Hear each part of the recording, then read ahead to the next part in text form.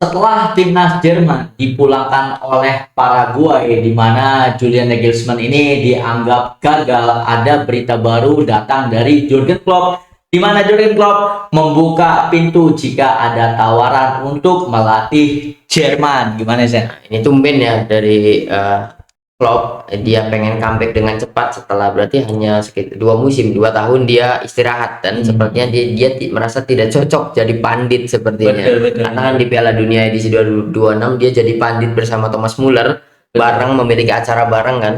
Nah kemudian mungkin karena gara-gara dia nyaksiin langsung kekalahan Jerman, dia berpikir kalau inilah saatnya. Ini saatnya untuk melatih, dan kalau menurut gue sih ini keputusan yang paling tepat ya, karena kalau Klopp balik lagi ke klub, gue masih bingung cocoknya ngelatih klub apa gitu kan. Tapi kalau untuk melatih timnas Jerman sih ini sesuatu yang patut dicoba sih. Iya, ini juga kalau misalkan Federasi Sepak Bola Jermannya yaitu DFB-nya itu tidak terus-terusan meneruskan tradisi mereka. Iya. Kalau misalkan meneruskan tradisi mereka, nanti Piala Dunia 2030 itu pasti Vincent Kompany.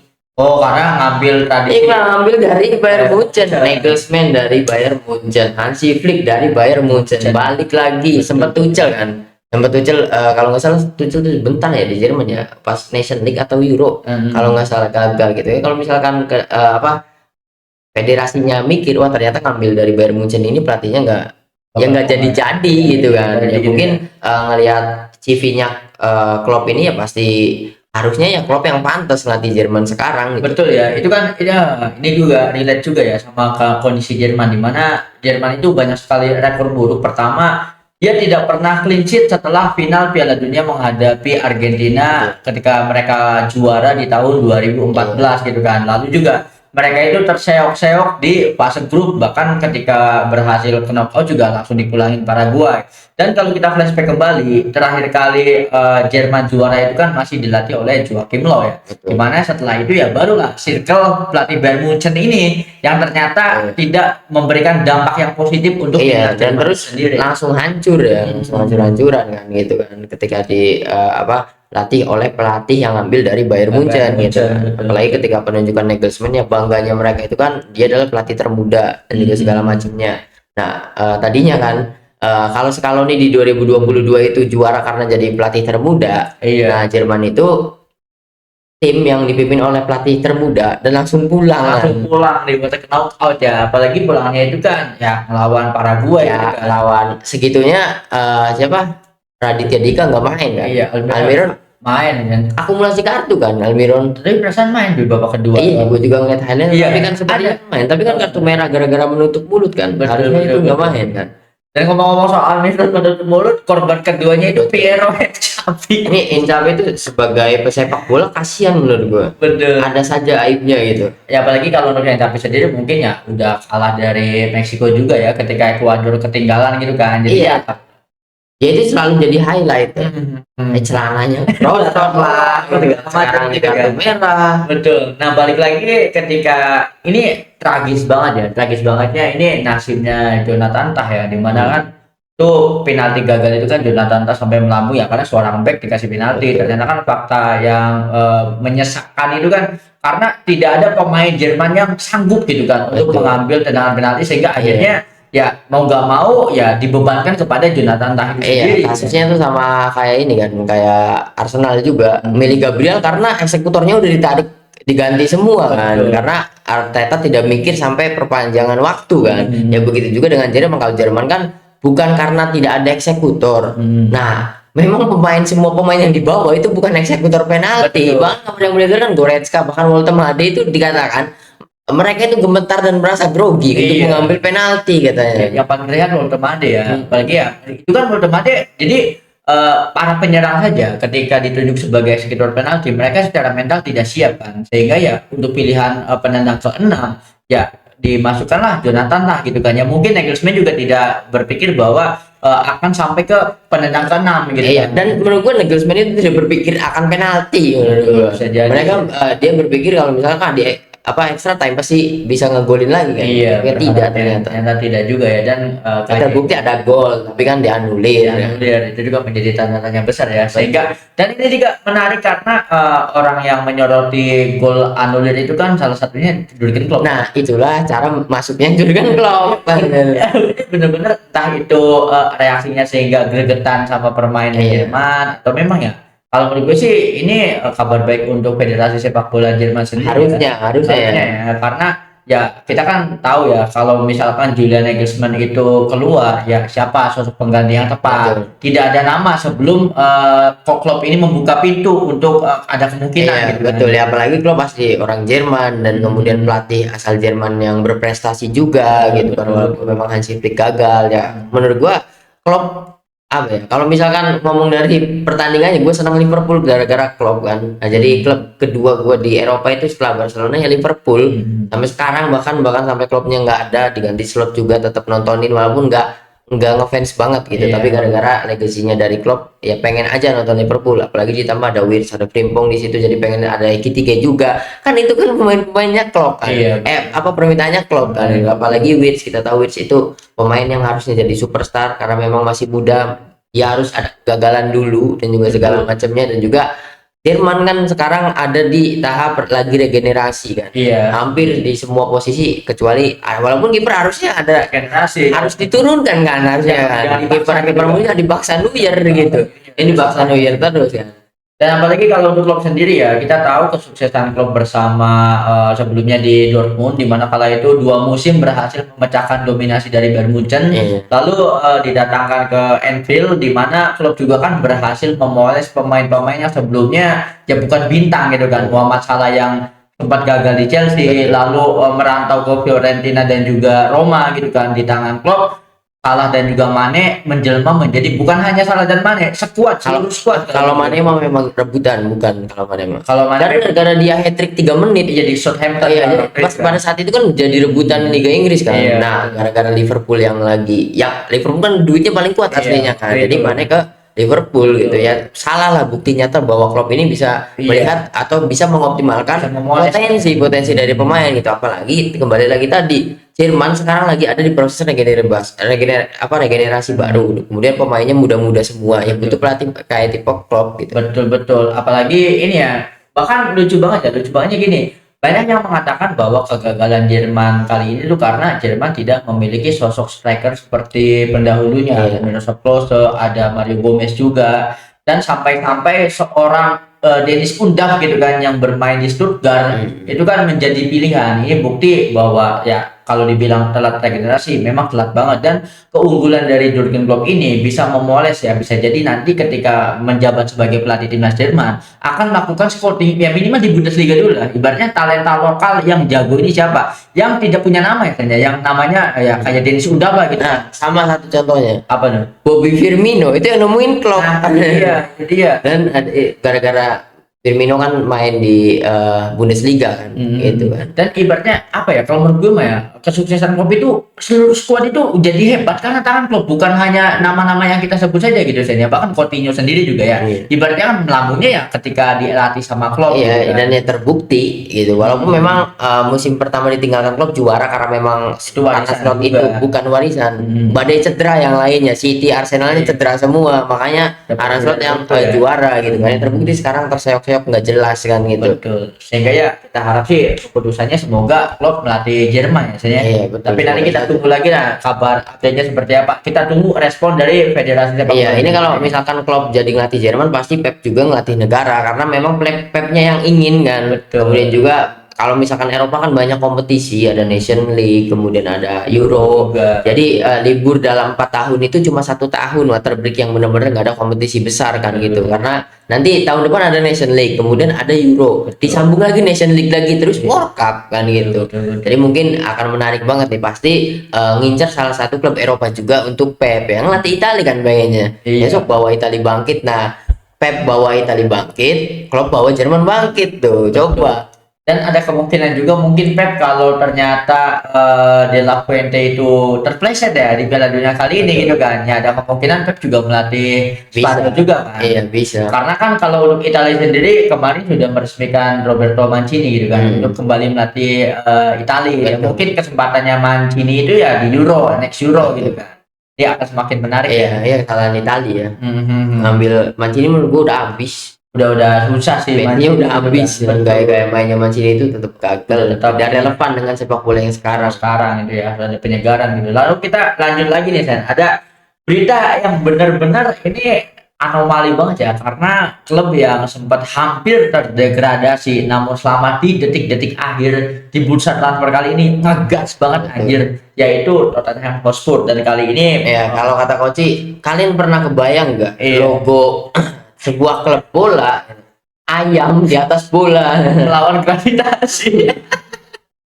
Dan itu hanya Tottenham Hotspur, jadi mana Hotspur juga kan sekarang mengincar Tonali ya Sen, ya. Dengan aduh ini harga yang ditawarkan sama Newcastle itu kan 100 juta ya. Iya. Dan sekarang Jadi tawaran awal itu dari pihak Spurs. Spurs itu nawar Tonali itu dengan harga 90 juta. Nah, setelah Newcastle mendengar tawaran tersebut, mereka memasang 100 juta ya nego-nego 10 juta gitu. Betul. Nah, menariknya adalah sebelumnya kan santer rumornya itu Tonali mau digaet sama MU kan, sedangkan MU hanya berani di 85. Setelah itu belum ada negosiasi lagi dan sekarang Spurs masuk nih membuka ruang untuk negosiasi kembali kan, dan sampai ada harga 100. Mungkin kalau Manchester United tidak mau kecolongan, ya ibaratnya harus berani pasang bid lebih dari 100 Ya, juta. sepertinya kalau untuk Manchester United tidak akan memaksa karena kan ada Casemiro sudah keluar. Iya. Kemudian juga Casemiro merekomendasikan Guimares kan. Iya, Dan Guimares ya tidak bagus juga di World Cup, tapi dia tampil perform. Mungkin menurut gue daripada ngeluarin uang banyak untuk Tonali, kayaknya MU lebih pilih Guimares. Betul. Sepertinya. Apalagi ya kalau untuk MU sendiri mendatangkan Anderson dari Brazil juga ya, dari Atalanta Iya, juga ya, iya, itu kan betul. bisa mengisi kekosongan dari Casemiro. Betul. Tapi untuk Spurs menurut gue sih ini permintaan dari De Zerbi-nya karena dia pasti diberikan kebebasan karena target dari manajemen nyampe kan, tidak Betul, terdegradasi kan gitu. terdegradasi. Nah, setelah tidak terdegradasi harus juara kan pasti. Kalau setidaknya masuk ke zona Eropa, entah itu Conference League, entah itu Iya. Europa League, entah apalagi Champions League kan gitu. Nah, salah satu mungkin setelah Spurs hancur banget di musim kemarin dan mereka pengen langsung bangkit, caranya ya pasti manajemen mengeluarkan uang banyak pasti. Betul. Ibaratnya ini mungkin gue masih bertanya-tanya ya, daya tawar dari Tottenham Hotspur ini apa, kan banyak sekali pemain yang memutuskan untuk join ke Tottenham Hotspur. Sebelumnya ada Andy Robertson, lalu ada Senesi juga dari Bournemouth gitu kan, itu lebih prefer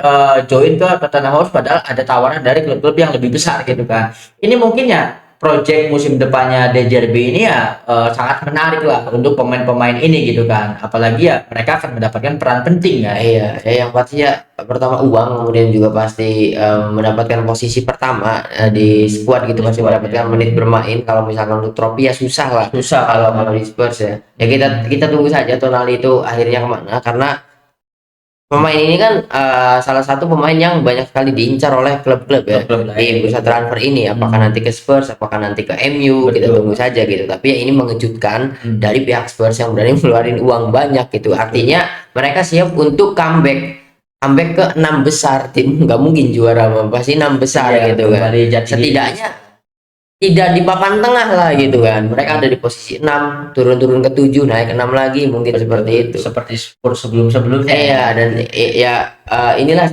caranya gitu, dengan gebrakan ngeluarin uang banyak kan. Banyak ngegas di bursa transfer gitu. Iya, betul. Nah, kemudian kita ke rumor transfer selanjutnya. Ini adalah pemain yang gue soroti ketika Bayer Leverkusen lawan Arsenal di Champions League, yang gue kira Palacios, bukan, ternyata Grimaldo ya. Jadi Grimaldo itu sudah deal dengan Atletico Madrid katanya.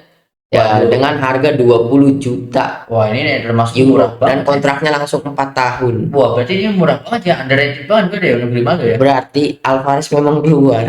Waduh, karena secara posisi bisa digantikan dengan Nah, bisa digantikan dengan oleh Grimaldo. Grimaldo kan winger kiri aslinya. Nah, Atletico kan tentu mereka masih memiliki Sorloth kan. Iya. Kemudian mereka memiliki Ademola Lookman. Lookman itu bisa bermain di kanan, bisa bermain jadi pemain nomor 9, bisa jadi attacking midfield. Nah, Grimaldo juga bisa kanan kiri. Kemungkinan besar menurut gua dengan Atletico Madrid mendatangkan Grimaldo, sepertinya Alvarez itu akan keluar karena kabarnya juga dia itu kan sudah deal secara lisan sama Barcelona. Betul. Makanya dimarahin oleh Scaloni kan. Betul. Gara-gara lagi Betul. Piala Dunia fokus transfer, makanya sampai sekarang belum nyetak gol.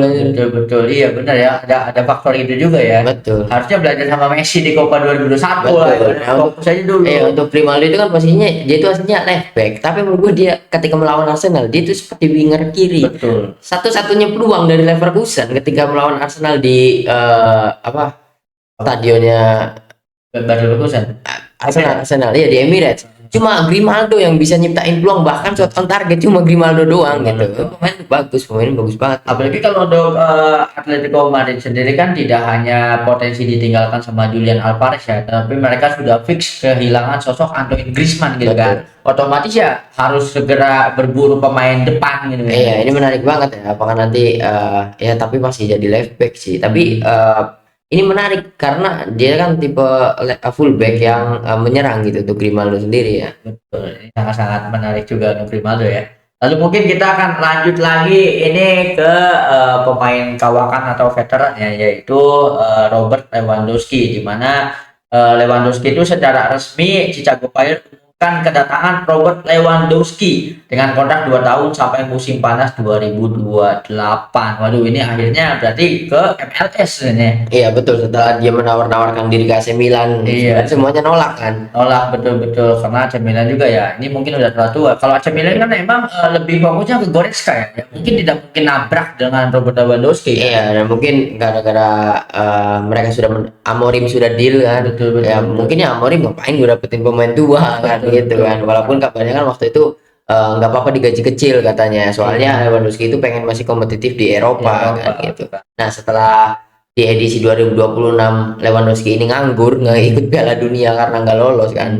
Instastory-nya juga berenang terus kan. Dia deal dengan Chicago Fire ya. Lebih memilih MLS, dan uniknya menurut gue pemain-pemain besar di 2 tahun terakhir lah, kebanyakan itu ketika pengen mengakhiri karir di Eropanya tidak ke Saudi Pro League lagi ya, semuanya bahkan ke MLS ya. Ada tawarannya. Iya. Itu untuk Robert Lewandowski sendiri kan. Sebelumnya kan Antoine Griezmann juga Orlando City. Iya kan, betul ya. ya. Casemiro akhirnya ke Inter Miami. Inter Miami. Mungkin ini gara-gara kemarin Ronaldo kabur juga kan, ada pesawat lewat kemudian, jadi sekarang Riyadh Saudi Pro League itu sudah bukan menjadi destinasi dari para pemain Eropa kan. Mereka tidak mikirin uang kan, mikirin keselamatan. Iya. Bukan hanya keselamatan saja, tetapi intensitas liganya juga kan dirasa kurang ya. Makanya Jordan Henderson juga balik lagi ke ini kan, gabung ke Brentford kalau nggak salah kan. Joao Cancelo aja Joao Cancelo balik lagi, berarti itu kan membuktikan bahwa sebagai profesional footballer ya, ibaratnya liga di Arab Saudi ini tidak memberikan apa yang mereka mau, yaitu ya atmosfer pertandingannya seperti yang kita lihat. Bahkan Al Nassr di mana ada Cristiano Ronaldo-nya, itu kan ribunya cenderung sepi. Ini kan nah itu nyambung sama tadi, kenapa pemain-pemain itu mau bergabung dengan Spurs. Supporternya kan. Iya betul. Mereka itu kan rivalnya sama, supporternya Arsenal yang sama-sama nggak pernah juara. Kedua supporter ini paling berisik tapi trofinya nggak ada. Betul. Tetapi ya emang benar ya, ibaratnya kita tidak bisa meragukan fanatisme dari supporter Hotspur gitu kan. Iya betul. Makanya Tom Holland aja. Iya. Artis Inggris kan banyaknya mainnya Spurs, apalagi yang tinggal di London ya. Banyaknya di London kan, bukan fansnya Arsenal. Yang fansnya Arsenal itu artis-artis Indonesia saja. Najwa Shihab, Vincent Rompi, Sian itu. Betul. Dan juga Koci ya. Betul. Ini menarik banget lah. Kita akan melihat apakah Robert Lewandowski itu masih bisa perform, karena Bang Minson sendiri kan perform gitu kan. Thomas Muller juga sama, apalagi nanti ada Antoine Griezmann, dan ini mungkin setiap laga di mana bertemu dengan Inter Miami ini akan menjadi ajang reuni lah. Iya, betul. Apalagi ada Thomas Muller juga yang betah sepertinya di situ. Kemudian ada Casemiro juga kan gitu. Yang nggak betah itu cuma Chiellini ya. Karena memang dia niatnya pensiun kan. Ke Inggris niatnya ke Inggris bukannya latihan, dia kan nonton basket terus ya tiap hari ya. Sehingga tidak kompetitif lagi ya. Karena kebanyakannya kalau udah ke MLS kebanyakannya 1-2 tahun udah selesai gitu kan. Bahkan Reus sendiri kan cuma 1 musim. Iya betul, dan juga Bale bahkan setengah musim. Iya. Nah, mungkin terus mutusin pensiun karena mau fokus full kan kalau Bale sendiri kan. Nah, lalu ada breaking news juga, transfer dari Chelsea ya. Chelsea telah mencapai kesepakatan pribadi dengan Pep Cabaria sebagai bek kiri baru. Cavaria menginginkan Chelsea dan ingin bermain untuk Xabi Alonso. Wah, ini gokil banget sih. Ini Nah, didatangkan dari Rayo Vallecano ya. ya ini sepertinya permintaannya Sabi ya, Xabi, betul. karena orang Spanyol nih kan. Mhm. Dan juga kalau memang umurnya sudah tidak lagi muda Iya, ya, tapi 28 ini mungkin salah satu proyeknya Sabi. Dan juga sepertinya walaupun memang harganya tidak dikasih tahu, seperti ini adalah pemain murah sepertinya. Nah, benar-benar. Nah, dan juga karena posisi left back ya, Back back kiri. Back kiri. Ya karena Gustonya kan udah ke City. Oh iya, Nah, nggak salah kan Gusto tuh left back kan, posisi full back kan, langsung nyari pengganti gitu. kalau Richie James itu left back apa? Ecem left back kan. Nah, apalagi Ya kan, juga kan. masih cedera juga kan, ya mungkin Iya. untuk pelapis juga ya. Tapi nggak bisa kalau Ecem itu kan kanan, Kanan. full back kanan gitu. Kalau ini kan full back kiri untuk yang- Cavaria. Tapi yang menariknya ini nama-nama yang hidden gem banget ya, tidak banyak kita dengar, apalagi main di Rayo Vallecano gitu kan. Ini Betul. mungkin ada something spesial yang dilihat dari Xabi gitu Iya, kan. mungkin karena banyak sekali pemain yang perform di usia 27-28 di Premier League ya. Ya Iya. tadi kan Salah, De Bruyne, Betul. dan gitu. Mungkin ini salah satunya kan Ya, gitu. kalau kita ngomongin La Liga, Oyarzabal juga justru Iya. prime-nya itu di usia 28. udah telat banget gitu ya. Kemudian ada lagi ya, ini dari Chelsea. Chelsea masih menjadikan Morgan Rogers sebagai salah satu target utama untuk memperkuat lini serang mereka. Namun, persaingan dipastikan tidak mudah karena Arsenal dan PSG juga sama-sama mengincar tanda tangan pemain Aston Villa tersebut. Di sisi lain, Aston Villa tidak berniat melepas Rogers dengan harga murah. Waduh, Ya ini- jelas ini PSG yang menang. Betul, ya apalagi sebelumnya kan Bayern Munchen yang berani 100 juta untuk Morgan Rogers kan, tapi ternyata ada minat dari Arsenal dan juga PSG, otomatis secara harga ya naik lagi kan. Iya, soalnya kan kalimatnya Aston Villa tidak berniat melepas Rodgers dengan harga murah. Ada tambahan dengan harga murahnya. Jadi kalau misalkan Atletico Madrid mah pasti Atletico Madrid tidak berniat melepas. Iya, Nah, Julian Alvarez kalau untuk Aston Villa mah dengan harga murah. Artinya kalau ada harga tinggi ya sok bawa kan gitu. Ibaratnya tidak akan melepas Morgan Rogers kecuali harganya cocok. Iya. Dilepas anjir. Ini juga gue penasarannya karena di timnas Inggris sendiri gue masih belum melihat spesialnya dari Morgan Rogers itu apa sih gitu kan. Apalagi ya di Aston Villa gue jujur nggak terlalu nontonin pertandingan dari Dan Aston juga Villa. di pertandingan kemarin melawan Kongo nggak dimainkan. Morgan Oh iya Rogers. tadi tidak Iya. dimainkan ya, bahkan dari match pertama Piala Dunia juga kan di babak kedua kan, Babak bukan starter kedua. kan kalau untuk Morgan Rogers biasanya ngegantiin Declan Rice gitu. Iya, kalau nggak Elliot Anderson karena posisinya sama kan, atau Jude Bellingham juga gitu kan. Tapi ini menarik karena Aston Villa mematok harga yang lebih tinggi, ya kemungkinan besar PSG lah. Kayaknya ya, PSG. PSG. Kalau misalkan memang ini adalah kepengenan dari Enrique. Iya, Nah, saat itu pasti wah 200 juta beli. beli. Nah, gitu. Ya apalagi Barcola juga kan dapat cuan dari Barcola juga. Tapi kalau Barcola gacor mungkin nggak dilepas sama PSG ya, bisa jadi ada pertimbangan juga. Ya tapi ya udah 2 tahun Enrique megang PSG, artinya dia juga megang Barcola. Iya betul. Kalau menurut Enrique pemain ini nggak ada apa Nggak bisa masuk ke nggak bisa masuk ke skuad utama, ya berarti sepertinya akan dijual. Tadi- Tapi menurut gua bukan Enrique-nya yang mau ngejual, Barcolanya yang mau keluar karena dia nggak mau jadi pilihan kedua kan. Betul. Karena di eranya Enrique dia tuh selalu bermain tapi jadi cadangan. Jangan Gitu. kalau waktu dimainkan di Piala Dunia gacor gitu. Ini sama kayak Gitike kan yang memutuskan keluar sendiri dari PSG karena dia nggak mau jadi cadangan gitu. Dan ini juga ya, at least dapat cuan besar ya dari penjualan Barcola sendiri gitu Betul. kan, sehingga uangnya bisa buat beli Iya. Rogers Dan juga menyelamatkan generasi Prancis. Pasti ini pihak Ligue 1-nya mainin Barcola. Iya betul. Kata Enrique-nya nggak mau, ya udah jual aja. Kan pasti gitu, pasti ada intervensi dari Macron kalau untuk PSG kan. Ya semoga saja Barcola kalaupun sampai keluar dari, apalagi Barcola itu kan rumornya Liverpool atau Arsenal ya, ibaratnya ini bukan klub kecil lah gitu kan. Betul. Ya semoga saja sih bisa tampil lebih gemilang dan bisa menjadi peningkatan karir untuk Barcola Iya, sendiri. soalnya harus dicoba. Soalnya temennya Kitike sudah nyoba dan berhasil gitu Berhasil, kan. betul. Dia ke klub Atalanta, gue lupa klub awal keluar dari PSG-nya. Kitike ini. Iya, kemudian kan dia langsung setelah itu dibeli kan. Dibeli. Karena memang secara potensial banget ya. Iya, kalau nggak salah tuh dipinjam dulu kan ke luar untuk mendapatkan menit bermain, kemudian dibeli sama Liverpool gitu. Boleh. Dan yang terakhir ini ada saga transfer Matheus Fernandes. Ya, mereka rela membayar 85 juta fix fee kepada West Ham. Jadi ini Tottenham Hotspur lagi. Wah, ini keren banget Hotspur ya. Ini kerennya itu Tottenham Hotspur berhasil menikung Manchester United lagi anjir, karena sebelumnya Matheus Fernandes ini digadang-gadang ingin ke Old Trafford gitu kan, tetapi nilainya tidak sampai 85 juta dan akhirnya Tottenham Hotspur langsung berani getok 85, angka yang susah untuk ditolak sama West Ham itu sendiri ya. Iya, ini kan lucu ya, kan kabarnya kalau pihak internal manajemen ya, Tottenham kan miliknya orang Amerika, MU milik Amerika. Katanya di musim kemarin itu Spurs itu masalah keuangan, kemudian dibantu oleh keuangannya MU, sekarang rebutan pemain dan Spurs yang beli. Dan juga lucu,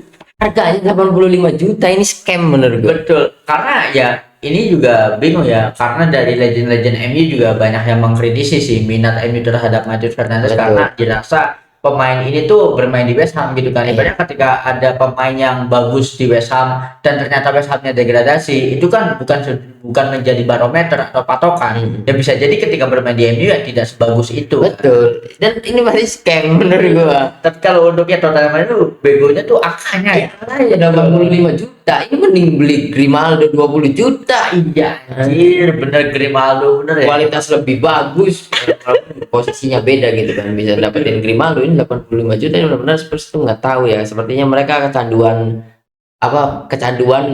berkompetisi di zona degradasi kayaknya. Jadi karena yang dianggap Kayaknya aduh, kalau pas masuk zona degradasi adrenalin rasa naik. di supporternya juga makin solid supporternya anjir.